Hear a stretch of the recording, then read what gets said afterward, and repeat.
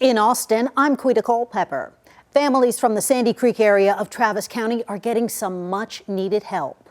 Governor Greg Abbott handed out checks to families whose homes were destroyed or severely damaged in the deadly July floods. Here's Daniel Perot. Governor Greg Abbott offering a helping hand to Texans whose lives were upended after devastating floods tore through. The emergency doesn't end the day the water stops rising. The governor personally handing out checks from funds raised by country music star George Strait and other performers through their Straight from the Heart benefit concert.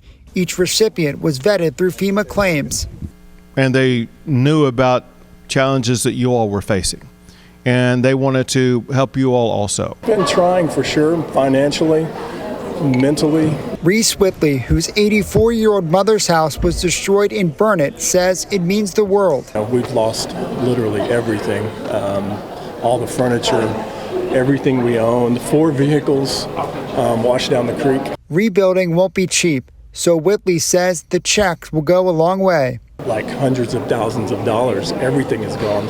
Everything has to be demolished and rebuilt to current FEMA code. The governor joined by Texas Division of Emergency Management Chief Nim Kidd, and in the lobby there were tables of volunteer and faith-based organizations with resources to help flood victims. So I want to make sure that you don't leave that lobby today without letting us know what you need so that we can help support that. Welcome words for flood victims who've said at times they felt forgotten in the response. It gives us some hope with this money and with that kind of attitude. It gives us hope. And that was Daniel Perot reporting. A man accused of shooting an Austin police officer and a woman near Zilker Park now faces a murder charge. 30-year-old Brandon Thompson is charged with 3 first-degree felonies: murder, attempted capital murder of a peace officer, and burglary. The charges stem from last week when police came across Thompson while dealing with a stolen vehicle just outside the park. Police say he shot his girlfriend, 30-year-old Casey Smith, and an officer before running away. Smith was declared brain dead and taken off life support days later. This week, KVUE spoke with her sister about the lasting impact she left. Even though she's made mistakes like we all have, she always was caring and loving, and the past couple of days has really showed us just how impactful she was to the people around her. Police say Thompson later broke into a nearby home and was shot by a homeowner. He's now being held in the Travis County Jail. We got an inside look at the Texas Department of Public Safety's Austin Crime Laboratory. DPS hosted a media tour in honor of National Forensic Science Week, and Adam Bennett shows us how that lab is helping make dents in investigative backlogs. From their first case with Bonnie and Clyde in the 1930s to thousands more today, evidence from around the state makes its way to Texas DPS on its path from crime to conviction.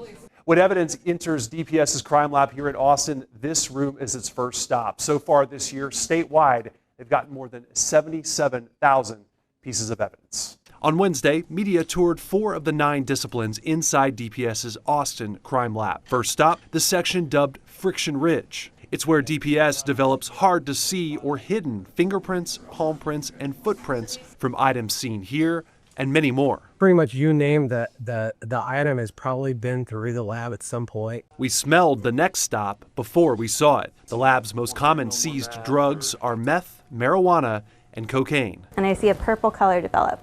And with evidence that might indicate the presence of an opiate like heroin or morphine. But in this case, it's coming from guaifenesin, the active ingredient in Mucinex. Third stop, firearms. Every gun that enters the lab is test fired, if possible. Some ammo in storage dates back to World War II. Final stop, trace evidence. It's where technicians test evidence like impressions from tires and shoes, hair, and gunshot residue. Afterwards, lab manager Haley Yocklin answered questions on turnover time. Some have improved and some, depending on turnover, may have increased slightly, but we have made a ton of progress this year with a lot of our backlogs. Yocklin credits money from the Texas legislature with cutting times on toxicology testing. We were able to decrease our backlog by about 85%. Sexual assault cases are required to be tested within 90 days. We do not have any that are over 90 days at this point. Another change, as of September 1st, the lab now requires evidence to be delivered and returned in person. The goal, reduce the risk of loss from mailing evidence and speed up the journey to justice. Adam Bennett, KVUE News. Austin Community College is partnering with a nonprofit to expand access to affordable housing for students. A recent survey shows 55% of ACC students face housing insecurity. Another 57% would struggle to get $500 in an emergency.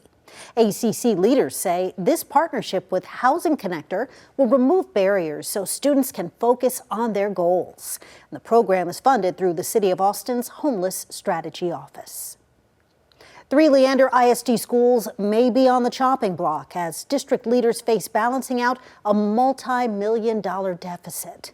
Jessica Cha breaks down the consolidation options and how parents are feeling about it. In the months-long journey to address a $34 million budget deficit, it might be the end of the road for 3 of Leander ISD elementary schools. I call this special meeting of the Leander ISD Board of Trustees to order. Closures are just one option trustees are considering to cut costs. District leaders say they've been losing money due to changing enrollment trends, so some elementary schools are under-enrolled. And they've already cut 200 positions and ended programs like International Baccalaureate, but they still have a long way to go. I have to fill a $16 million hole. And there's really only 2 ways that I can do that. I can either find additional revenue or I can find some expenditure reductions. So district staff came up with 3 paths. One path would consolidate Fabian, Cypress, and Steiner Ranch elementaries into other schools. Path 2 would update staffing guidelines and reduce positions. And Path 3 would be a combination of closures and job cuts. Trustees will get a recommendation on which path to choose on Thursday night. But some parents are pushing back. Many of these children have been with the same staff since kindergarten. They feel safe here. Please prioritize keeping these support systems intact. There are other ways to address budget shortfalls that don't require removing the heart of a community. Andrew Hayslip, who has 2 kids at Steiner Ranch Elementary, say he's been fighting closures since the summer. Obviously, there needs to be something done with the budget for sure. The problem that I think that we all have is the abruptness. Hayslip says there has to be a better option, like having a paid pre-K option or implementing an open enrollment policy. Because at the end of the day, it's about the kids. At the end of the day, they're there to do business moves, and sometimes our feelings aren't considered. Leander ISD staff plan to present the recommendation to the board on Thursday, and trustees will vote on a plan on October 9th. In Leander, Jessica Cha, KVUE News. And those are the headlines happening in Austin. I'm Quita Culpepper.